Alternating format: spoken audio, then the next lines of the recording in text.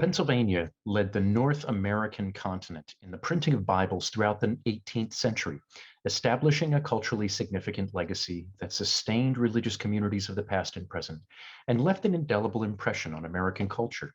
Following the mass exodus of German-speaking immigrants to the New World, the German Bible was a central feature in the establishment of early communities in Pennsylvania, with broader implications today as a cultural artifact for history, genealogy, and material culture, as one of the most cherished possessions among the Pennsylvania Dutch. This presentation will feature the work of Dr. Don Yoder, father of American folklife, who began this project over a course of decades towards the end of his career. I worked with Dr. Don Yoder in 2014 and 2015 in anticipation of publishing this particular project, The German Bible in America, as part of the annual publication series of the Pennsylvania German Cultural Heritage Center at Kutztown University. Sadly, in the midst of this project, Dr. Don Yoder passed away in 2015. As editor of the publication series, it was my responsibility to finish this book in order to have it published as part of our series for 2016 to honor the important contributions of Dr. Don Yoder in this area of research. We begin today our exploration of the German Bible in America, not on American soil, but in Europe, in Germany, where the first full-length Bible was printed anywhere in the world, following the invention of the printing press that employed movable type, invented by Johann Gutenberg. Gutenberg completed the very first full-length Bible in 1455. It was a Latin Bible, referred to as the Latin Vulgate. It was a translation that had been produced in the 4th century by Saint Jerome, having been translated from the original languages of Hebrew and Greek.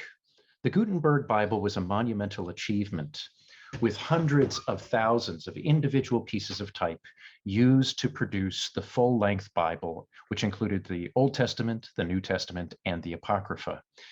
This particular Bible was produced on a press that could produce up to 4 pages at one time, and these pages all had to be produced in series, and type had to be constantly reset in order to produce this work. This particular aspect of the Bible's development in Germany set the stage for what would later make Germany one of the powerhouses for publishing Bibles in vernacular languages.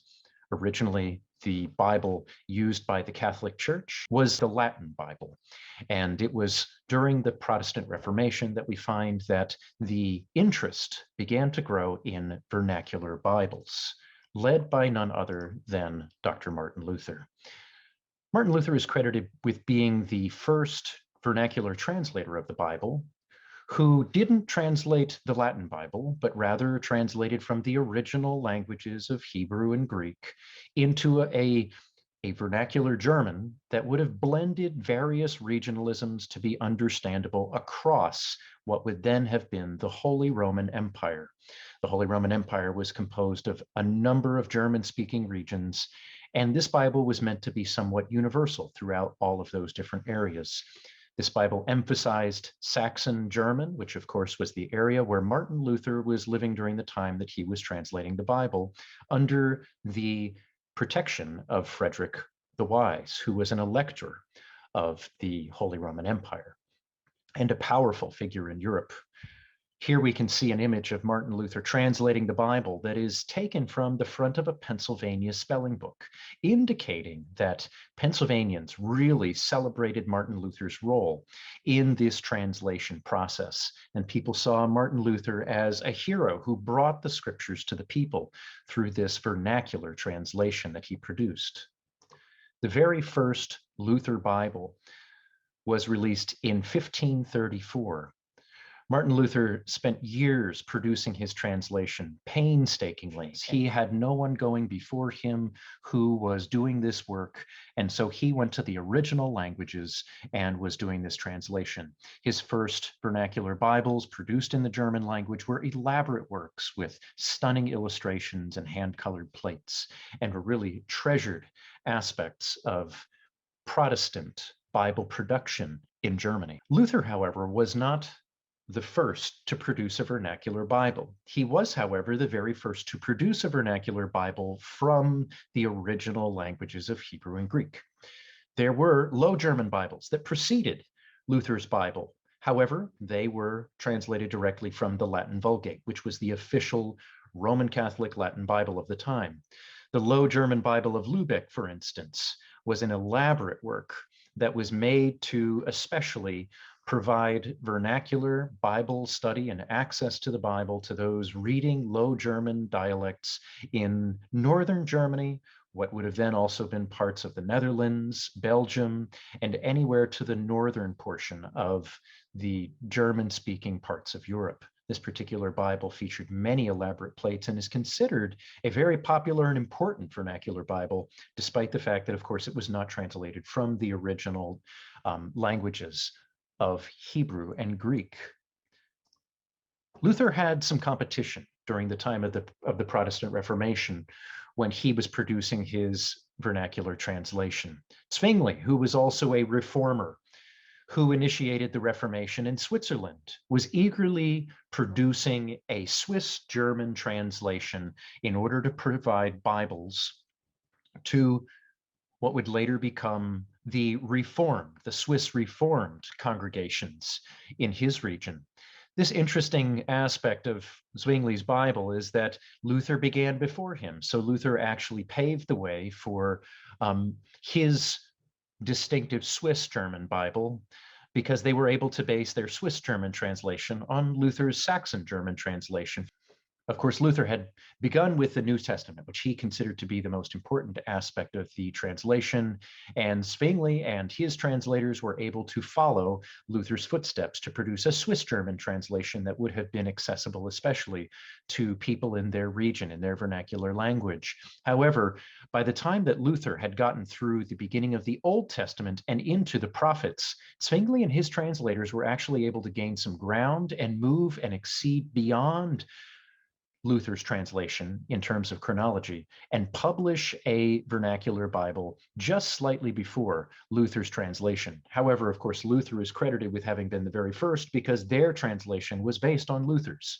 You can see the way in which this kind of competition between the Lutherans and the Swiss Reform was something that was taking place right around the same time. And this would have been the 1530s. So as you see, the 1534 was the very first vernacular Bible that Martin Luther produced. It was very shortly thereafter that the first 1536 Bible was produced for the Swiss Germans. It was known as the Froschauer Bible because it was produced by a Swiss printer by the name of Christopher Froschauer.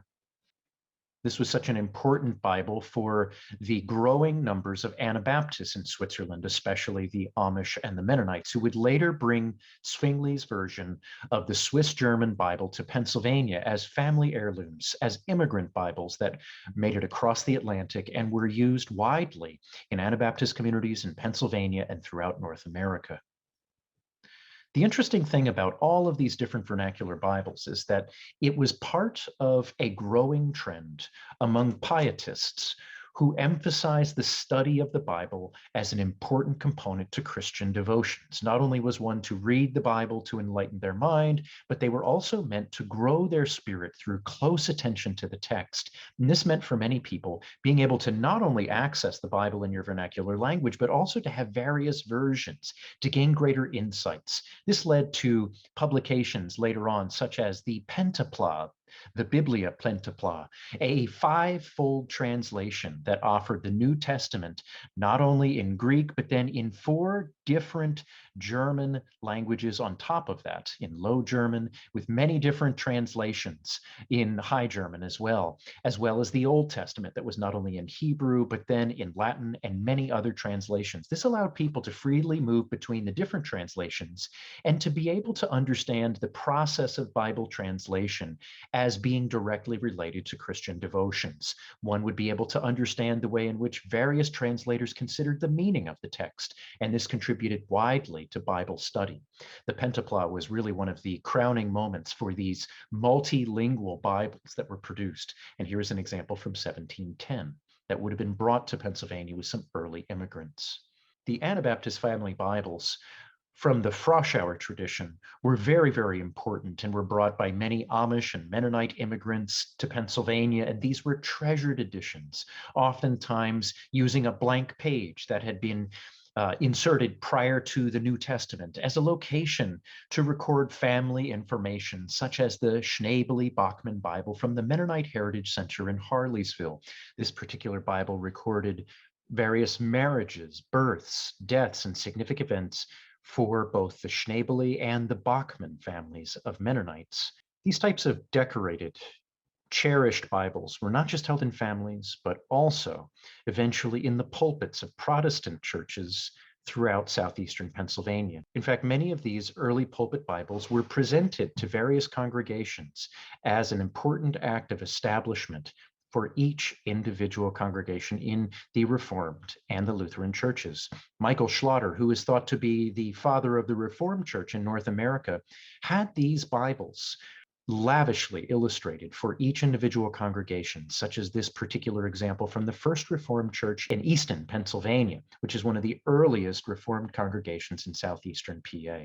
This particular lavish inscription on the inside was produced by Johannes Spangenberg, who is a well-known calligrapher, professional writer, school teacher, and fraktur artist in the 18th century in Northampton County. Many of the Bibles that arrived on American soil were produced in major printing centers in Europe, such as in Tübingen, Nuremberg, and other places where the Protestant denominations would have been producing enough Bibles not only to meet the needs of European congregations, but also immigrant congregations that were going to be leaving for the New World. This particular Bible you can see here is a classic early 18th century Tübingen Bible from 1736 that was in the family of Dr. Don Yoder. This particular piece was so important to him because it showed not only the immigrant roots and the original title page, but facing that title page was a broadside from the 1830s, a call to repentance, a Methodist broadside that not only had a Happy New Year inscription, but also a call to repentance and righteous living. This sort of juxtaposition of both the immigrant roots of German language congregations in Pennsylvania and their later developments during the Great Awakening was such an important thing to consider in these types of objects, these Bibles as material culture, showing shifts not only in religious preferences and ideas, but also in printing and in the history of Pennsylvania communities.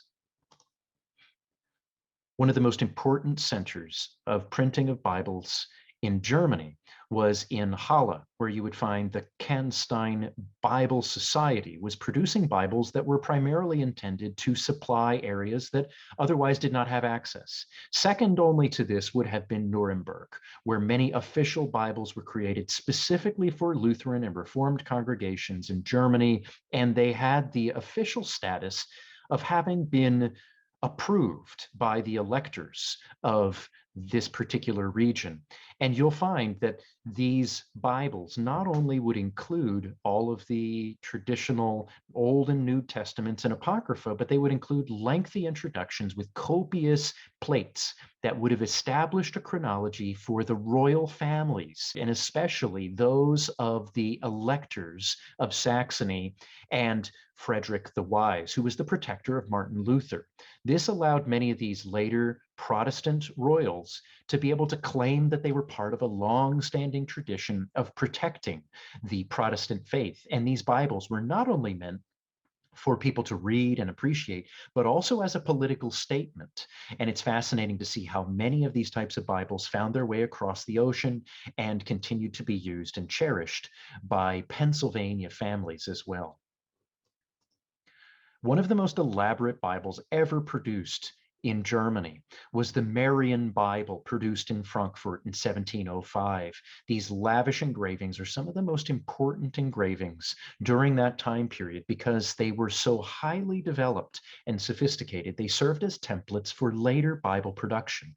And you'll find that many of the classic images produced for this Bible employed common Renaissance motifs images that would be echoed later on in many different Bibles that were produced not only in Europe, but also in Pennsylvania. And you'll see the way in which this particular Bible was employed not only for printed Bibles in Pennsylvania, but also for manuscript Bibles, such as that produced by Ludwig Denig in 1784. He produced a lavishly illustrated manuscript Bible where you can see that many of his illustrations directly copy some of the illustrations and engravings used in the Marian Bible. However, they were produced in reverse. So when you look at Denig's illustrations, they show the same illustrations, such as on the road to Emmaus, where Christ appears to two of his followers. You'll also see the resurrection as well. And the funny thing about these is the fact that you can see many times these images are reversed, indicating that there may have been other Bibles produced after the Marian Bible that really truly served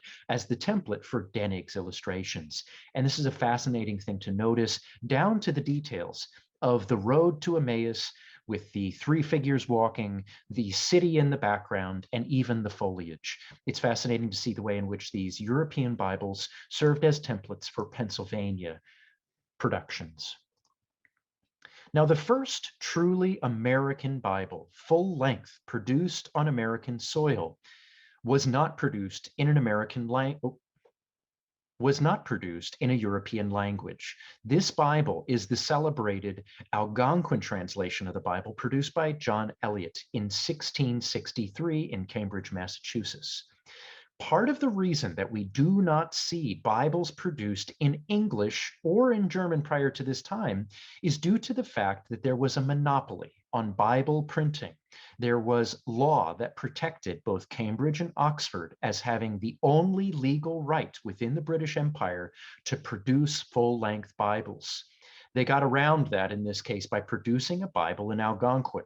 This particular Bible was so controversial that the Pope actually banned its use in Roman Catholic areas of Central America and South America, where, of course, no indigenous communities there would have ever been able to read Algonquin anyway, but the book was banned nonetheless. This was a fascinating thing because, of course, this was produced by Puritans. It was produced by Protestant missionaries in New England, and that was part of the reason that the Vatican opposed it during that time.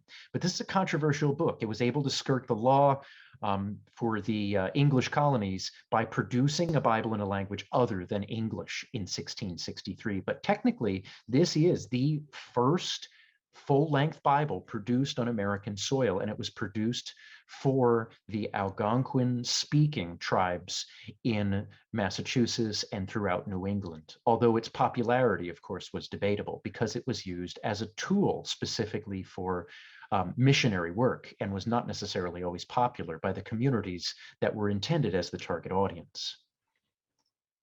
The first full-length Bibles produced on American soil in a European language were the Sauer Bibles, produced in the German language in Germantown, just outside of Philadelphia. Christopher Sauer was an immigrant, first-generation immigrant, who was also a member of the Dunkard community, otherwise known today as the Brethren. This particular Bible was produced first in 1743 due to the fact that Christopher Sauer lamented that there were not enough Bibles to go around in early Pennsylvania. His primary concern was that communities such as his own among the Brethren, but then also other Anabaptist groups and Protestants as well, were not able to supply enough Bibles to the rapidly growing congregations that were soaring in terms of their numbers. Over 81,000 immigrants arrived prior to the American Revolution in Pennsylvania from German-speaking lands, and there were not enough Bibles. Ministers were importing Bibles from Halle, as I mentioned before, through the Kannstein Bibelgesellschaft or the Kannstein Bible Society in Halle.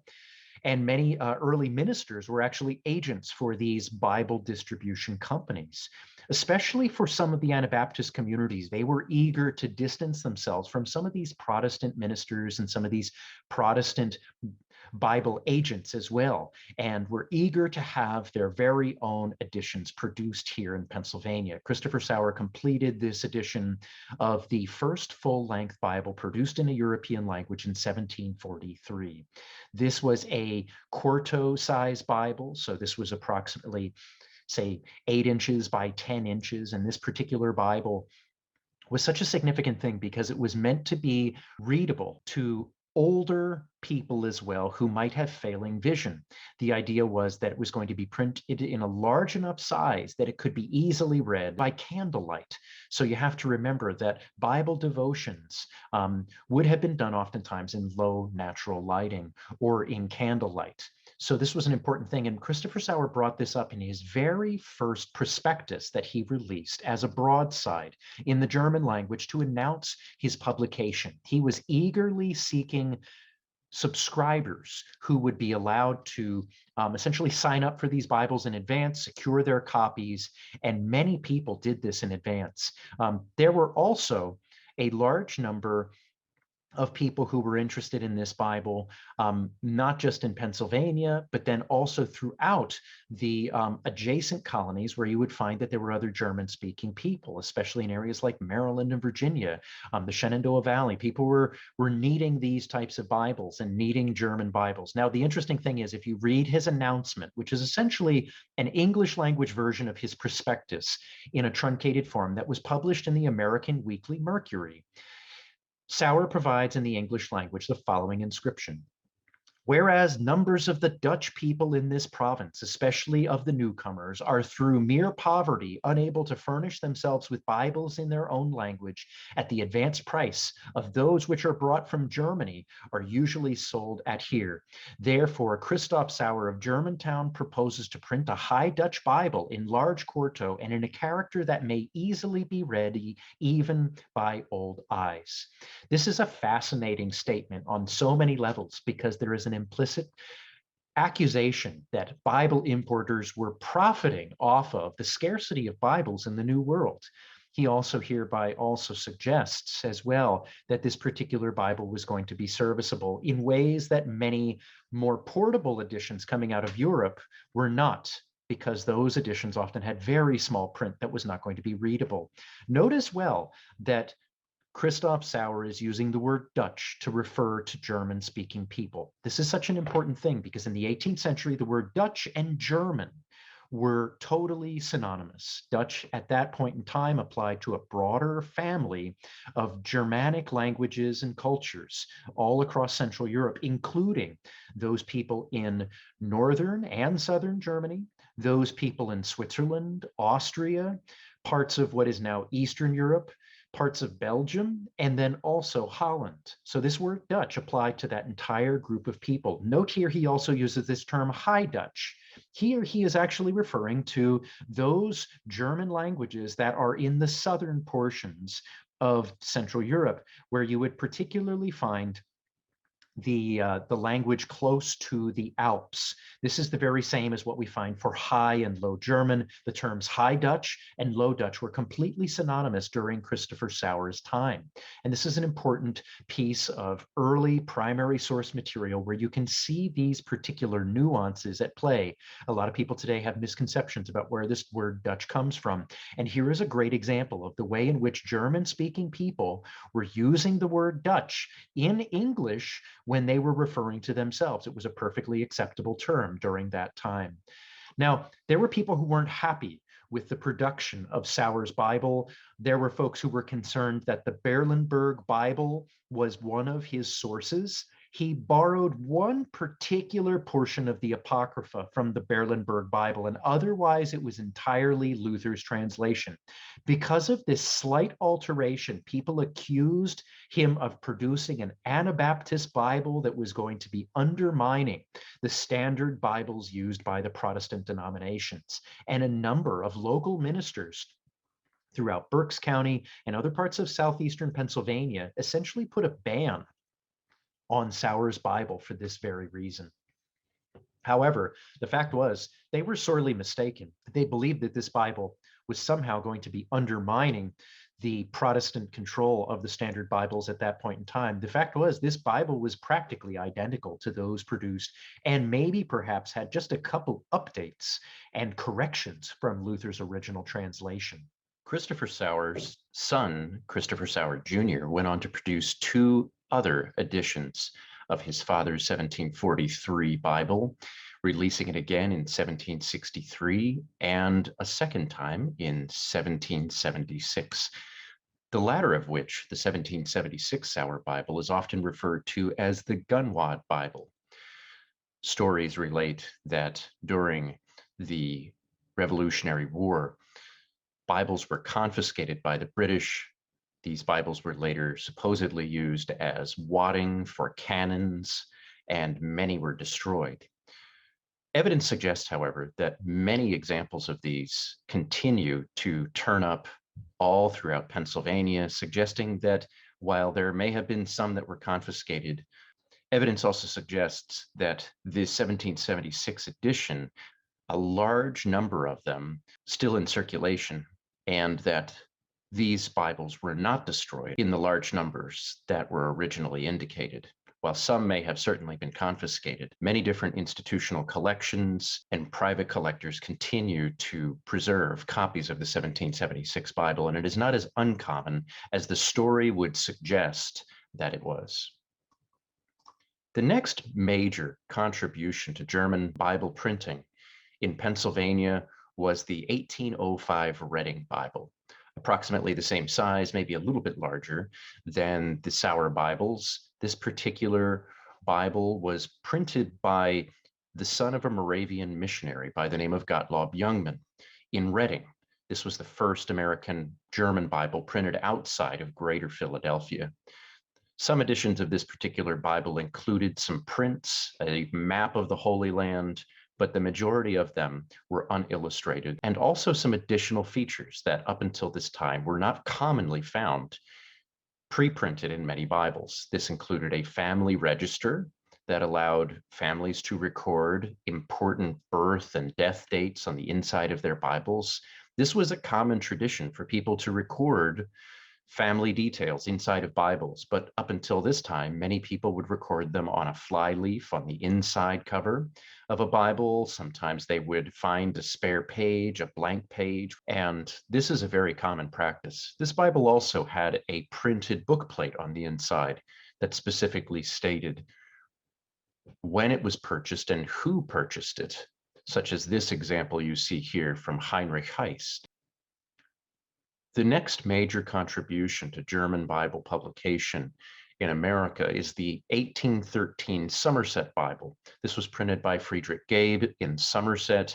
He was a Lutheran minister turned printer who hauled a printing press across the Allegheny Mountains with a team of mules.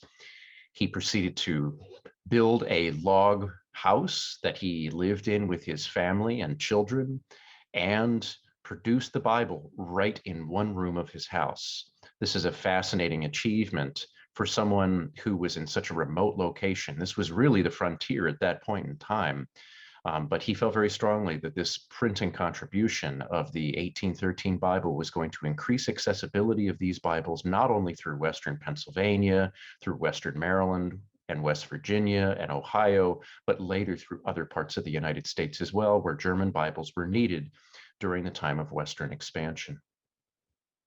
This particular Bible includes an image of an angel holding two branches that is actually originally copied out of a Nuremberg Bible that Friedrich Gabe may have used as a template for his own Bible. Certainly, Friedrich Gabe's Bible was not as ornate as many of the Nuremberg Bibles, but this particular piece showing this angel with two branches was found in many of the mid-18th century Nuremberg Bibles. The first American folio Bible in any language was produced by Johann Baer in Lancaster. Johann Baer was the printer of the Volksfreund newspaper in Lancaster City. He inherited this particular project from Joseph Ehrenfried, who had proposed the idea of a Bible Ehrenfried had also been the publisher and partner of Johann Baer in the Volksfreund prior to the printing of the 1819 Baer Bible and Baer's assuming of responsibility over the newspaper and the whole printing operation. Starting as early as 1817, Baer was advertising that he intended to produce this Bible. He would put lengthy advertisements in the Volksfreund newspaper, and he would include endorsements from local ministers who felt that this was an essential thing, that a folio Bible be produced. And he offered that if subscribers were to sign up in advance, they would get their name printed in a long list of subscribers at the end of this Bible. Now, the fascinating thing with this is that today, that record in the back of these Bibles is really valuable genealogically because it gives information about who subscribed, where they were located. And in Pennsylvania, it organizes them by county and township. But in other parts, you'll see, for instance, entries as far away as Virginia and North Carolina and Maryland. And it's a fascinating thing to find this list. But this Bible is a handsome Bible, and this particular Bible is a gorgeous example of one of these Anabaptist style bindings. You find especially among the Old Order Amish and Mennonites that very commonly additional protection of the spine as well as protection of the front cover by use of tin, brass, or other metallic embellishments was very common in order to make sure that these Bibles were going to last the test of time. And you'll find that these Bibles, once laid open, would rest rather than directly on the leather cover, they would rest instead on these corners and the central boss. Baer's Bible also included two different engravings. One of the engravings shows Moses with the tablets of the Ten Commandments right on the inside as the frontis, facing the title page. The other is an image of the Nativity, facing the title page of the New Testament. Following Baer's achievement in 1819, we see a major shift occur in the production of Bibles, not only in Pennsylvania, but also in other areas. A new technology enabled printers to print large quantity of Bibles in a much more rapid format. And this not only applied to Bibles, but all books. There was a process called stereotyping. A little bit different than the way we use the word stereotype today. This particular process allowed printers to set the type for a particular page of a book and produce a casting of the entire surface of the printing press with the type intact for each individual page. Those castings could then be used to actually cast type in lead so that individual pieces of type did not have to be reset for each page. This allowed each page to be printed as one full typecast plate.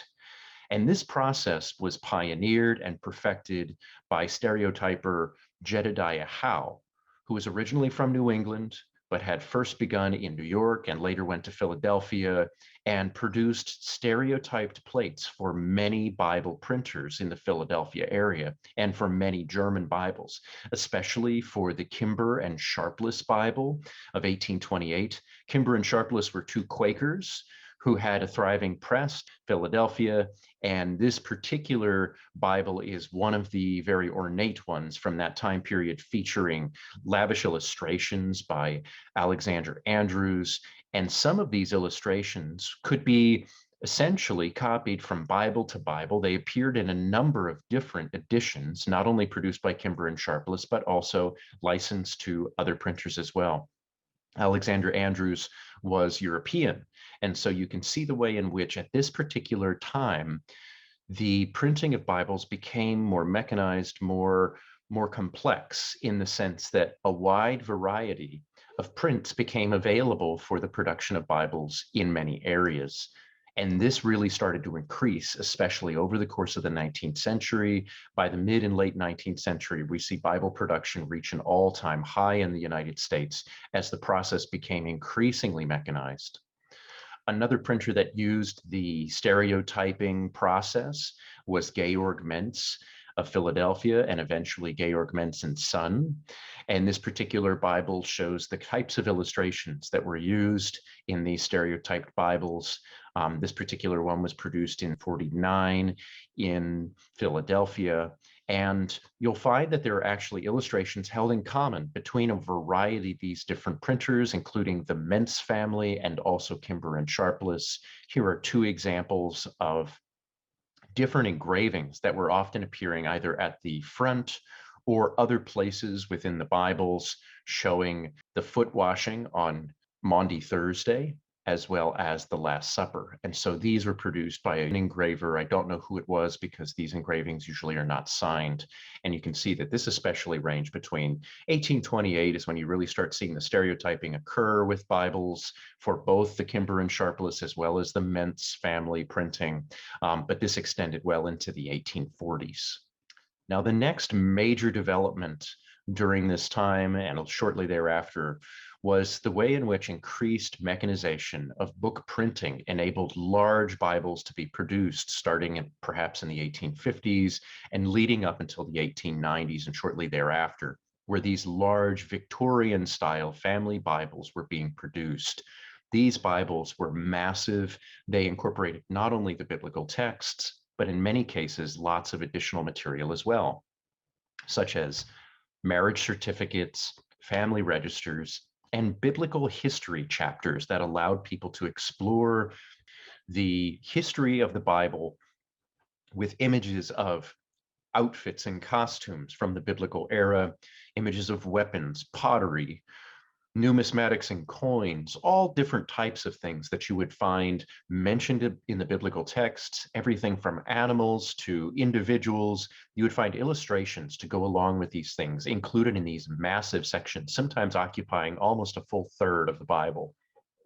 And these would also include large tables, maps, and charts to help people understand the events that were taking place in the Bible from a historical perspective. Now, we know today that some of these aspects of the biblical history chapters are perhaps a little bit exaggerated and stereotyped, but they really set the standard for the Bibles that were produced during this time to be more than merely a book of the sacred scriptures, but rather something that increasingly became a family coffee table piece that would be cherished. It would serve as not only the Bible that would incorporate family records, but also many times there were pages at the very end that would incorporate tintypes and photographs. So it became not only the Bible, but the family album as well.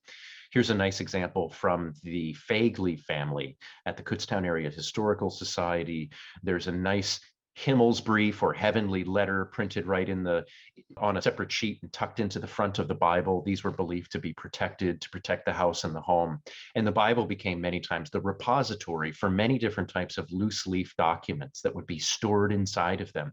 These Bibles were massive productions that oftentimes had clasps as well as ornate decorative covers, and sometimes they were also inscribed on the outside with the names of the family as well. These Bibles also have some curious features on the inside as well. Even though many of these Bibles were German Bibles, you'll also find English language materials printed in and throughout them as well. Sometimes you'll find decorative, embellished versions of the Lord's Prayer that also has additional scriptural elements and explanations. And sometimes for some of these Bibles that were meant to be used by members of, say, the Methodist Church, you would find temperance pledges in them. Now, here's a really interesting one from the Heritage Center that we have in our collection. It includes a temperance pledge. And for those of you who are not familiar with the term, this was a pledge that one would not drink alcohol. This was during the late 19th century when increasingly people were critical of drinking and felt as though it was contrary to family values. Women were very active in the temperance movement. And the interesting thing about this temperance pledge that you can see here for the Schmidt family is that there were two people who signed their names. One person signed their name and it remained. The other person must have fallen off the horse because they crossed their name out, indicating that they no longer wish to hold to their pledge. You'll notice at the top that there's the image of two chalices. One is supposed to be the chalice of the Last Supper, the chalice of communion. The other is this glass of wine with a snake wrapped around it, indicating that alcohol in any other circumstance would technically be evil according to this particular philosophy. But this wasn't necessarily common in all Bibles, but you'll find some with these types of decorative elements and other curious aspects indicating some developments in the local culture during that time. One of the most prolific Bible illustrators from Europe, but who also provided images, especially to family Bibles that were not only exported to the United States from Europe, but also printed in Philadelphia and other areas. This artist was Julius Schnorr von Carolsfeld. He was a Bible illustrator from the Nazarene movement. This was a very particular group of Europeans, some of whom were German, some Italian. They lived collectively for a period of time and worked collectively to try to revitalize Bible illustration, reaching back to a time that was meant to echo the classical images of the Renaissance and really revitalize illustrations pertaining to religious subjects. Their idea was, of course, that if you were really able to excite people about biblical images and biblical narratives through the use of classical imagery, that this was really going to be something that was going to invigorate the religious experience in Europe and the Americas. And you can see some of these classic illustrations, like the 7 days of creation, are very elaborate, imaginative in terms of their compositions and structures. These are showing the creation of the world, the separation of the light and dark, all these different aspects, the creation of the cosmos, and then the largest of the 7 here is the day of rest. Very elaborate, personified images of the creation. And of course, these types of Bible illustrations common during this time not only appeared in the Bibles, but were directly copied by artists and put on the walls of local churches. Here's, for example, Huff's Union Church in Berks County, where you can see an image of the Ascension. There's 2 angels. In the very center, you can see a painting of the Ascension. On one side up above, you can see an image of the Last Supper. And then on the other side, you can see Christ teaching in the temple as a child. And many times you'll find these as well with different types of biblical slogans, sometimes in the German language in local churches. This not only was meant to focus congregants, but it gave them something to look at during the church service to focus their attention on enhancing the religious and aesthetic experience of the spaces. Huff's Church also has ceiling embellishments. This is really one of the very decorated churches in the region. Another church that has a biblical illustration shows the resurrection of Christ at the Red Church in Kempton.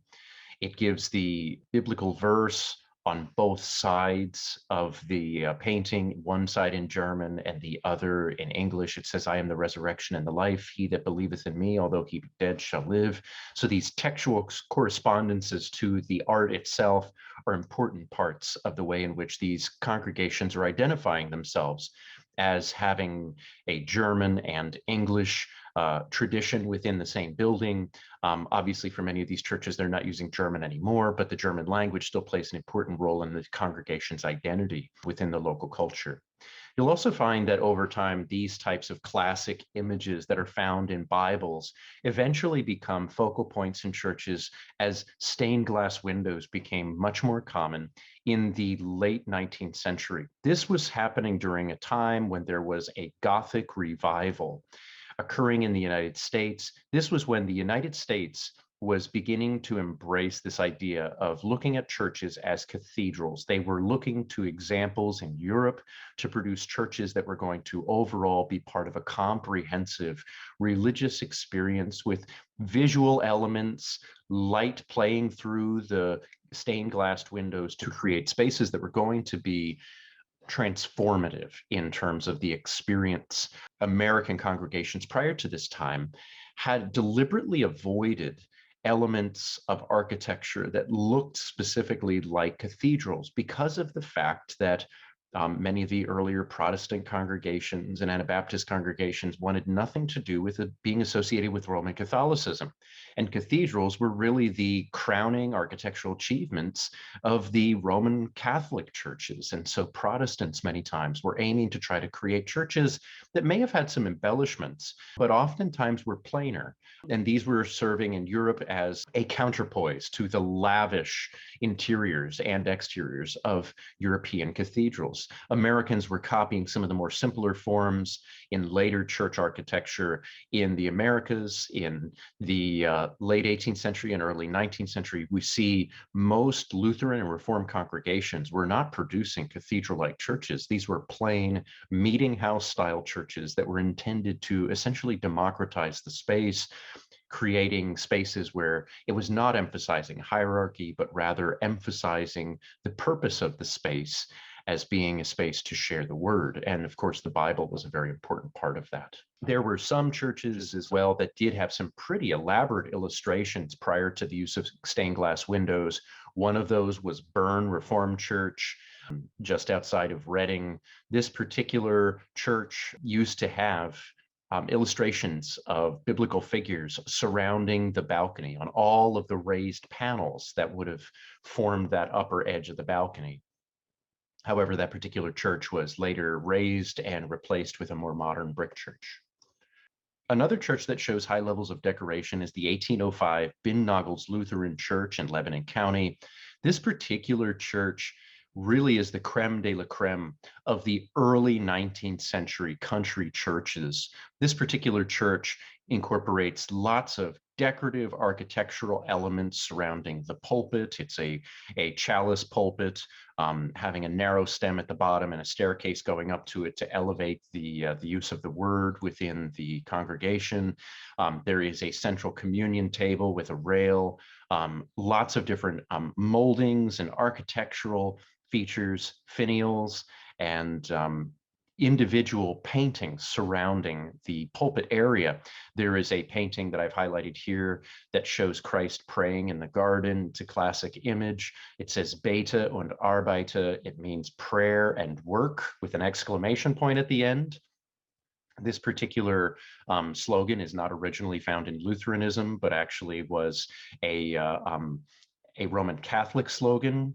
So this would have been a little bit high church in some respects. On either side, you see paintings of angels, and on the sounding board above the pulpit, you see an image of St. John the Evangelist.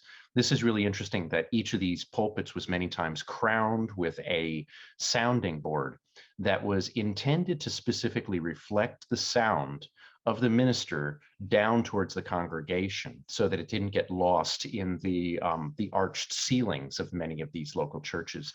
In the 19th century, this particular church was decorated as well on the actual surface of the walls. It was made to look like stone. And this is, again, one of the most decorated interior churches anywhere in Pennsylvania from this early period. On the outside, it looks like a very plain federal church with arched windows, lots of federal architectural features, a brick church with a little cupola on the top, no true steeple per se, but the inside is really a gorgeous experience. Other local churches also incorporated elements of biblical narratives, biblical verses on the outsides of their churches, even though the interiors might have been very plain.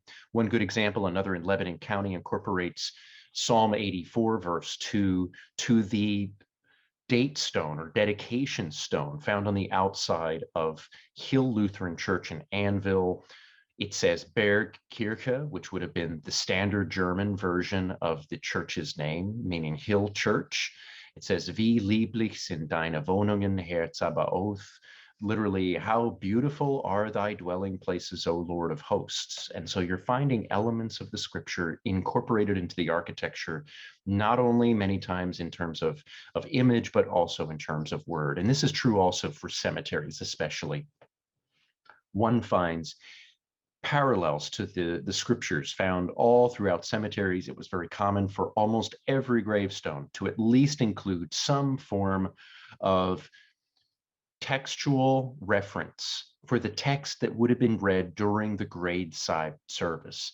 The graveside service oftentimes was going to make use of specific biblical verses that were going to reference things such as righteous living or resurrection. Here's a good example from Proverbs that you find on the back of a stone at the Old Zion Reformed Church in Brickerville. It says, Besser ist's in Klaghaus gehen als in Trinkhaus. It literally says it's better to go into a house of mourning than into a house of drink.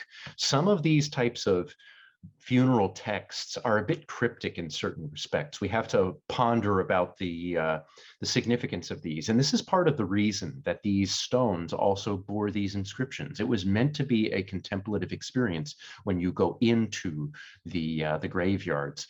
There were several different resources that could be used to select these texts, including a very popular songbook that also lists possible funeral texts for consideration. This particular book was Herman's Sänger am Grabe.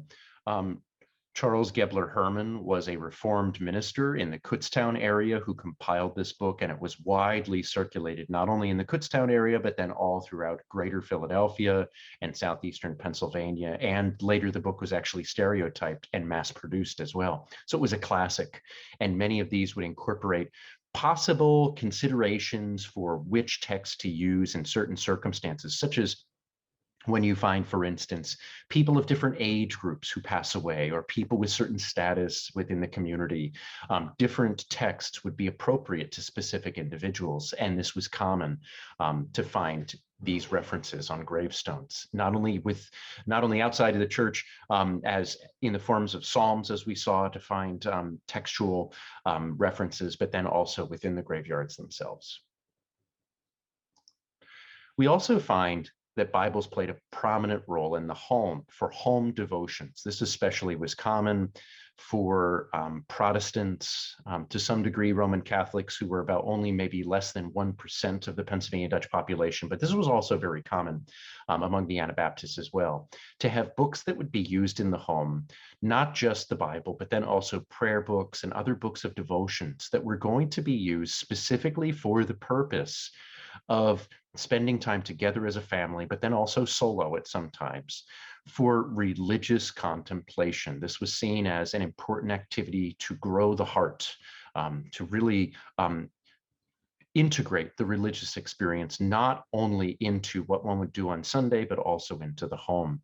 And many times you'll find these Bibles had a prominent place in the corner of the largest room of the house, on the downstairs floor. Typically, this would be in 18th century homes. This would have been the Stube, or the stove room, the great room that would have been used for eating and meeting, and then also for other family tasks. There would many times be a corner cupboard or a corner shelf that would be used specifically to hold the Bible. Sometimes the Bible would have a prominent place on the table as well, in the very center of the table. Different families did things a little bit differently, but some will often find examples of Bible cabinets built into the wall of the architecture as well. And this is such an important thing. We can see the way in which the Bible was such an important part of the home, that there were architectural features integrated into the actual construction of the home to accommodate for this really important feature of the household. We also find references to the Bible all throughout many different aspects of local culture, especially literature and educational materials, such as these early spelling books. On one hand, you see an image of Martin Luther on those that were supplied to Lutheran congregations, and then on the other side, you see an image of King David. This would have been the popular image that was used as an alternative by Reformed congregations or non-Lutheran congregations.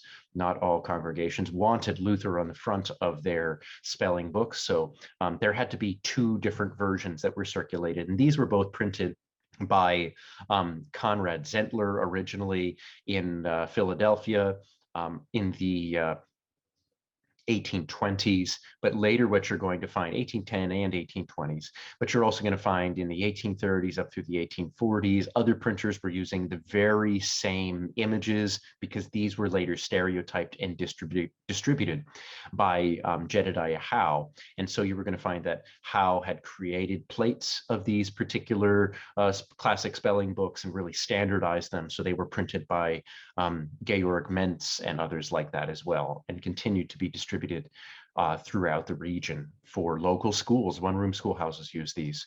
There were also other forms of children's literature that incorporated Bible stories.